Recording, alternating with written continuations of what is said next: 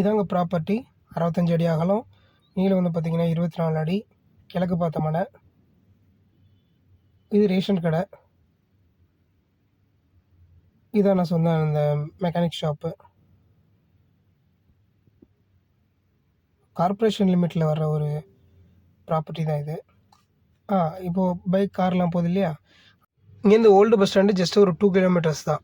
New bus stand வந்து பார்த்திங்கன்னா ஒரு 5 கிலோமீட்டர்ஸ் அந்த ரேஞ்சு தான். ரைட் சைடில். லெஃப்ட் சைடில் வந்து பார்த்திங்கனாக்கா